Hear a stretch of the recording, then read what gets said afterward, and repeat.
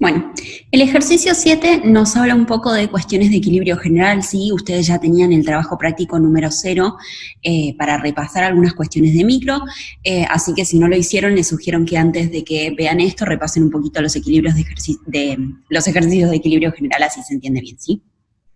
Nos dice, suponer una economía de caja de Edgeworth compuesta por dos individuos A y B. Los bienes que pueden consumirse son pan y gaseosa, que se llaman respectivamente P y G. Las cantidades totales existentes para el consumo de estos dos individuos son 10 unidades de gaseosa y 10 unidades de pan. Lo primero que nos pide es construir la caja de Edgeworth para esta economía e identificar el conjunto de asignaciones Pareto óptimas, sabiendo que las funciones de utilidad de ambos individuos son de la forma U igual P más G. Bien. Varias cuestiones, ahora vamos a ver cómo quedan las cajas. De todas formas, como siempre, ustedes traten de construirlas y si queda alguna duda, las vemos en los espacios de consulta, ¿sí? Lo primero que tenemos que pensar es en qué tipo de economía estamos, ¿sí? Más allá de estar en un contexto de equilibrio general, nosotros podemos ver que claramente estamos en un contexto donde la economía es de intercambio puro, ¿sí? No hay posibilidades acá de producción, sino que los bienes están dados y son 10 unidades de cada uno. El hecho de que son 10 unidades de cada uno de los dos bienes, lo que nos va a decir es cómo va a ser la caja en cuanto a sus dimensiones, ¿sí? Si hay 10 de uno y 10 del otro y ponemos uno en cada uno de los ejes, la caja va a ser cuadrada. Ahora lo vamos a ver. Lo otro que nos dice es que las dos funciones de utilidad son iguales y en particular las dos son de forma de sustitutos perfectos. ¿Esto qué nos va a decir en términos de cómo nos va a quedar el gráfico? Bueno, claramente si uno grafica las preferencias, ¿sí?, de sustitutos perfectos para una persona nada más, va a ver que si, bueno, obviamente acá tenemos el bien Y, acá tenemos el bien X o P o G, lo que sea, pero yo nada más quiero que vean si nos quedan curvas de indiferencia de este tipo, ¿sí? Que es lo mismo que vamos a ver para ambos individuos, todas paralelas naturalmente, para ambos individuos dentro de la caja de Edgeworth. ¿A qué voy con esto? A que para uno de los individuos lo vamos a ver así y para el otro de los individuos lo vamos a ver invertido, rotado, sí, porque su origen no va a estar en el punto inferior izquierdo, sino que va a estar en el superior derecho, ¿sí? Ok, pasemos a ver cómo nos queda el dibujo. Bueno, si hacemos esto, vamos a ver que nuestra gráfica va a ser de esta índole, ¿sí? Como vemos, es cuadrada, ¿sí? Acá tenemos pan sobre el eje horizontal, ¿sí? Sobre el eje de abscisas, y gaseosas sobre el eje de ordenadas. Por las dudas, ¿cómo se lee este gráfico? ¿Sí? Para un punto determinado, supongamos que graficamos un punto por acá, ¿sí? Nosotros tenemos que, ¿cómo lo leemos? Bueno, de el origen de A hasta esta altura, ¿sí? Tenemos la cantidad que consume la persona A de bien gaseosa, ¿sí? Entonces, acá nosotros pondríamos G sub A, ¿sí? Obviamente, háganlo con su índice, a mí se me complica hacer acá. Mientras que, sobre el eje de abscisas, tendríamos que hasta acá va P sub A, ¿sí? Ok. ¿Qué pasa con la otra persona? Bueno, lo mido igual, pero de la manera exactamente al revés, ¿sí? Vamos a hacerlo, bueno, me quedó exactamente al revés los colores respecto de las curvas de indiferencia, pero se entiende que esto es G sub A y P sub A, y esto que vamos a hacer ahora, vamos a hacerlo en otro color así no se confunde. Desde el origen de B hasta esta cantidad que yo marqué acá, va a ser lo que consume la persona de Pansy. Si se fijan, es el complemento para llegar a 10 de lo que consumía la primera persona. Y lo restante sucede con la gaseosa. Si yo acá en esta cantidad tengo G sub B. Ok. Así es como se lee entonces cualquier punto dentro de la caja. Ok. Dicho esto, vayamos ahora a ver cómo son las curvas de indiferencia. Como se puede ver, son rectas, como lo habíamos visto, ¿sí? en el gráfico que yo hice a mano alzada en la filmina anterior, donde las curvas de indiferencia de la persona A crecen a medida que me alejo del origen de A, así que lo tenemos por acá abajo, mientras que lo mismo sucede para la persona B, cuyo origen yo tengo por acá arriba. Entonces, acá lo que nos pide es saber cuáles son las asignaciones Pareto eficientes. Entonces es muy importante que ustedes tengan claro el concepto de Pareto eficiencia, ¿sí? En particular que tengan claro que yo lo que tengo que pensar no es ninguna cuestión vinculada, por ejemplo, con la equidad, ¿sí? Sino que me tengo que centrar en aquellas asignaciones donde yo no puedo aumentar la utilidad de una persona, en particular de B o de A, sin disminuir la de la otra, sea B o sea A. Ok, entonces, en ese sentido, partamos de cualquiera de los orígenes, ¿sí? Obviamente ustedes ya leyeron que acá nos dice que cualquier asignación dentro de la caja va a ser Pareto eficiente, pero intentemos entender un poco esto. Y de vuelta, cualquier duda me lo plantean después. Ok, en el origen de la persona A, ¿sí? Que tenemos que si yo estoy en un punto como este, la persona A no tiene nada de bien A ni de bien B, ¿sí? Bien A ni bien B no, bien P ni bien G. Ok, la persona A tiene 0 y 0, por ende su utilidad va a ser de 0. Ok, pero este punto, más allá de que la utilidad de la persona A es de 0, ¿es un punto Pareto eficiente? Bueno, pensemos, ¿cuánto es la utilidad de B? Naturalmente la utilidad de B, si estoy en un punto como este, la persona B tiene todo lo de gaseosas, es decir, estoy por acá, más todo lo de pan, con lo cual me muevo a un punto como este. Por ende, si su utilidad es pan más gaseosa, va a tener una utilidad de 20, ¿sí? Entonces, en este sentido, es importante pensar, dentro de la caja, ¿yo puedo lograr otro punto donde la persona tenga utilidad de 20 y lograr que la persona A tenga utilidad positiva? Bueno, no, porque 20 es en total, digamos, lo máximo que podría obtener cualquiera de los dos dentro de esta economía, dado que hay 10 unidades de cada uno de los bienes. Y si yo me muevo de este punto e intento darle un poquito a la persona A, voy a bajar la utilidad de la persona B, ¿sí? Lo mismo si me centro en el origen de la persona B. ¿Qué va a pasar con cualquier otro de los puntos dentro de la caja?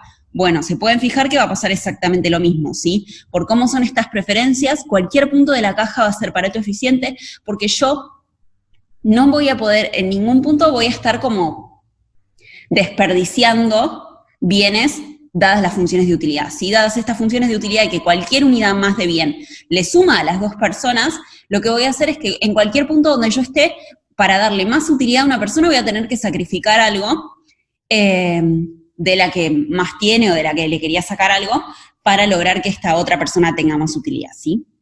Ok. ¿Qué pasa ahora si nuestras preferencias cambian? ¿Sí? En particular, veamos lo que sucede en el segundo inciso. Nos dice que ahora el individuo A sigue valorando cada unidad de pan igual que una unidad de pan igual que una unidad de gaseosa, pero el individuo B valora cada unidad de pan como 2 unidades de gaseosa. Ok. Lo primero que hay que darse cuenta es cómo influye esto en nuestra función de utilidad, ¿sí? Lo que tenemos es, partamos de un ejemplo. Ok, supongamos que el individuo A tiene, vamos a escribirlo,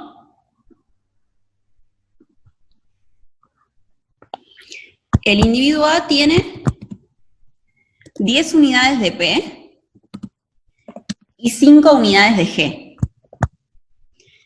Entonces, la utilidad de A va a ser igual a 15, ¿sí? ¿Por qué? 10 de P más 5 de G le da 15 como le daba 15 antes. Ok, pero ¿qué pasa con la otra persona? Bueno, si A tiene 10 de P y 5 de G, tenemos que B va a tener 0 de P y 5 de G, ¿sí? Que son los complementos para llegar a las 20 unidades. Ok, entonces, ¿de cuánto va a ser su utilidad? Bueno, esto depende un poco de cómo planteemos la función, pero si suponemos que valora cada unidad de pan 1 y cada unidad de gaseosa 1/2, suponemos también lo podríamos hacer con 2 y 1, podemos pensar que su utilidad, supongamos que su función de utilidad es 2 por la cantidad de pan que tenga más la cantidad de gaseosa, ¿sí? ¿Cómo leo esto? Bueno, cada unidad de pan, ¿sí? O sea, si yo acá tengo 5 unidades de gaseosa, voy a tener una utilidad de 5, mientras que esta misma utilidad yo la podría lograr con 2,5 unidades de pan, ¿sí? Esto un poco es engañoso en el sentido de que acá me dice cada unidad de pan como 2 de gaseosa, sí, a veces se piensa que el 2 iría al lado de la G, sí, no, pero es al revés, un poco como ya vimos en la función de uno de los ejercicios anteriores del práctico, ¿sí? Pero otra cosa que quiero que se lleven es que esta no es la única forma de plantear esto, sí, yo lo podría haber planteado como P más un medio G, o 4P más 2G, si eso ya lo vieron en micro, cualquier transformación monótona creciente sobre esto funcionaría. Ok, estos son solo 2 ejemplos para que se note sí cómo sería. Si lo hago entonces, tengo que en este caso, que yo planteé la utilidad de B sería de 5, ¿sí? Esto nada más ejemplo para que ustedes piensen un poco cómo cambia el setting respecto del anterior. Ok. Pasemos entonces a ver cómo sería la caja de Schur. Bueno, en cuanto a dimensiones sigue siendo la misma caja, ¿sí? Pero ¿qué pasa con mis curvas de indiferencia? Bueno, las de A no se modificaron. ¿Por qué no se modificaron? Porque el individuo A sigue teniendo las mismas preferencias. Ahora, ¿qué pasa con el individuo B? Bueno, sus preferencias sí se modificaron respecto a las anteriores, ¿sí? Si se fijan, las del individuo A son las azules, acá siguen teniendo la pendiente de -1, pero no pasa lo mismo con las del individuo B, ¿sí? Ok. Eso, si quieren, ustedes hagan los cálculos y si queda alguna duda con eso, la charlamos. Vayamos a pensar algún caso. ¿Qué pasaría si yo estoy en un punto como este, ¿sí? ¿Qué me dice este punto? En este punto yo tengo que el individuo A tiene todo el pan y 0 de gaseosa, y el individuo B tiene toda la gaseosa y 0 de pan. ¿Es esta asignación Pareto eficiente? Bueno, de vuelta, ¿cómo sabemos si es Pareto eficiente? Si yo no puedo mejorar la utilidad de alguna de las personas sin bajarle la utilidad al otro. Bueno, calculemos qué pasa en este punto. Si A tiene todo el pan y nada de gaseosa, dada la función de utilidad que nosotros pensamos, la utilidad de A va a ser igual a 10, ¿sí? Porque tiene 10 unidades de pan, 0 unidades de gaseosa. Ok, ¿y qué pasa con la utilidad de B? Pensémosla en términos de la función que nosotros vimos antes, ¿sí? Que era que la utilidad de B es 2 por P más G. De vuelta, la podríamos haber planteado como P más un medio G, o 4P más 2G, la que se les dé la gana, pero un poco para seguir con la lógica del inciso A. Ok, si hiciéramos esto, su utilidad en un punto como este, donde tiene toda la gaseosa y nada de pan, sería de 10, ¿sí? ¿Por qué? Porque G se multiplica por 1, entonces tenemos que la utilidad de A y la utilidad de B sería de 10. Ok, entonces, yo me puedo preguntar, en este punto, ¿puedo, por ejemplo, mejorar la utilidad de B sin disminuir la utilidad de A? O lo mismo, ¿puedo tener la misma utilidad de B y mejorar la de A? Bueno, vamos a ver que esto va a ser posible.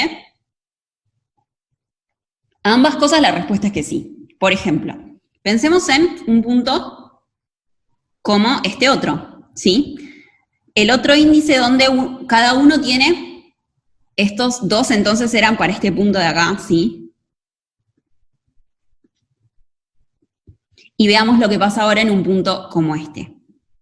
Bueno, ¿qué pasa en un punto como este donde de vuelta yo tengo que A tiene todo de una cosa y B tiene todo de la otra, pero en particular respecto del punto que marcamos antes es exactamente al revés, ¿sí? Ahora B tiene tiene todo el pan y A tiene toda la gaseosa, ¿sí? Entonces, la utilidad de A no cambió, sigue siendo de 10, por el simple hecho de que A valora lo mismo todo el pan que toda la gaseosa. Ok, ¿y qué pasa con la utilidad de B? Bueno, nosotros sabemos que para B, el pan lo valora el doble que lo que valora la gaseosa. Entonces, nosotros tenemos que la utilidad de B, como acá pueden ver, es exactamente el doble que lo que era en este punto de acá, ¿sí? Yo tengo que la utilidad de A no la modifiqué y pude aumentar la utilidad de B. ¿Eso qué me dice? ¿Que este punto es Pareto eficiente? Bueno, en principio no. Lo que me dice es que seguro este no lo va a hacer, ¿sí?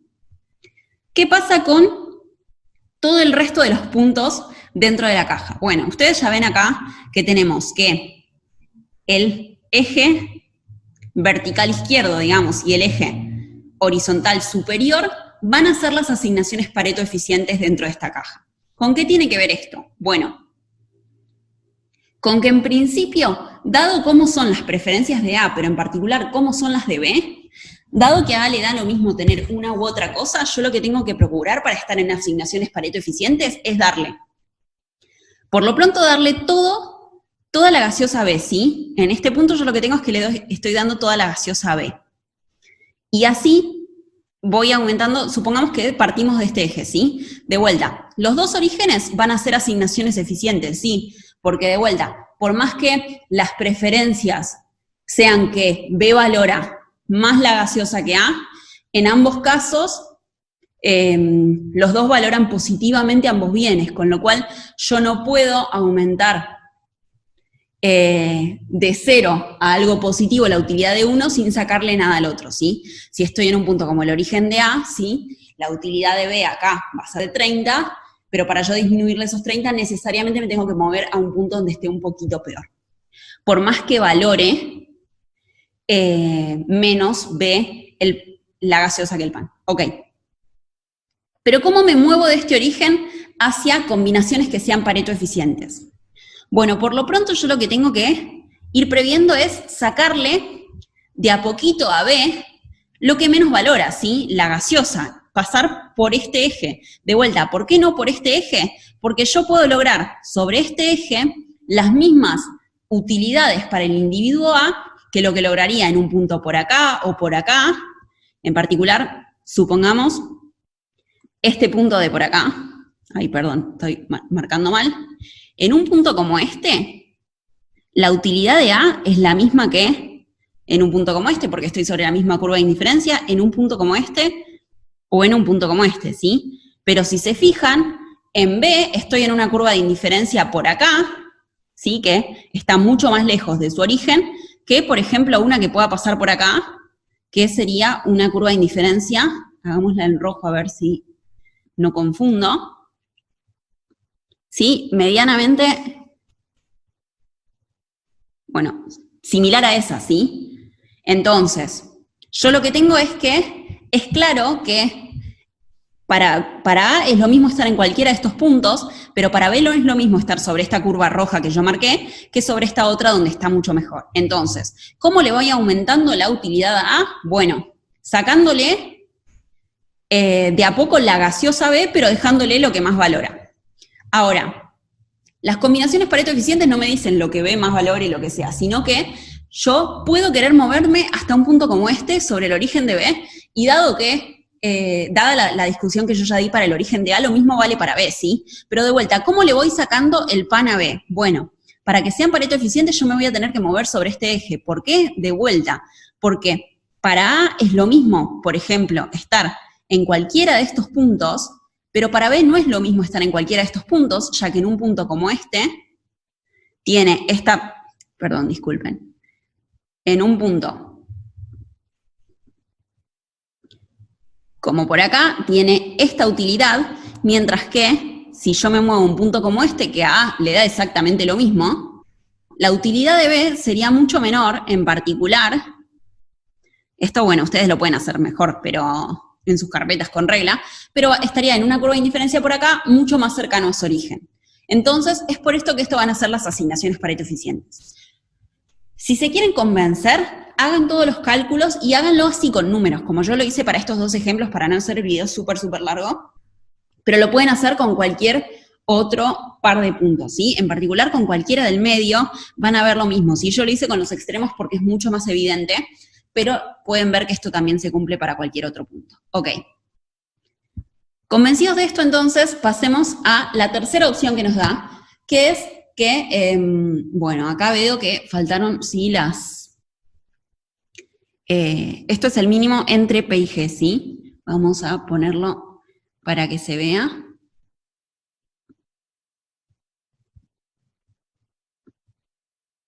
Bueno, no me van a salir las llaves a mano. Esto sería el mínimo entre, y entre llaves ponen la P y la G. ¿Qué significa esto? Que para A siguen siendo sustitutos perfectos, pero para B ahora pasan a ser complementarios perfectos los dos bienes. Ok, entonces, cosas básicas. La caja sigue teniendo dimensiones de 10 por 10, con lo cual la caja sigue siendo cuadrada, las curvas de indiferencia de A siguen siendo las mismas de siempre. ¿Qué pasa ahora con las curvas de indiferencia de B? Bueno, tienen la forma de ángulo recto que ustedes vieron en micro para cualquier tipo de complementos perfectos. En particular, si ustedes ven acá, los vértices de estos ángulos van a estar sobre la línea de 45 grados. ¿Con qué tiene que ver esto? Con que la combinación que hace B de pan con gaseosa es 1 a 1, ¿sí? De vuelta, si fuera distinto de 1 a 1, no estaría sobre la recta de 45 grados. Ok, bien. Dicho esto, ¿cuáles van a ser las combinaciones óptimas? Bueno, acá es súper claro que van a ser cualquiera que esté sobre esta línea de 45 grados. ¿Por qué pasa esto? Bueno, además notar que están los dos orígenes, pero ¿con qué tiene que ver esto? Con que fuera de esa línea, ¿sí? Si yo le doy más a B que esto, de alguno de los dos bienes, supongamos que me sitúo en un punto como por acá, B va a estar igual que en este punto, porque de vuelta, si yo le agrego, pero no le agrego más del otro bien, le agrego solamente uno de los bienes, B no va a estar mejor que lo que estaba en este punto, mientras que a A le voy a bajar su utilidad, de forma tal que su nueva curva de indiferencia va a pasar por acá, ¿sí? Que es bastante inferior a esta. Ok, ¿qué va a pasar con cualquier otro de los puntos? Bueno, exactamente lo mismo, ¿sí? Cuando tienen así preferencias de complementos perfectos para una de las dos personas, para que sea asignación Pareto óptima, necesariamente, o en la mayoría de los casos, voy a estar en el vértice para esa persona. ¿Siempre va a ser 1 a 1? No. En este caso sí, porque así son sus preferencias.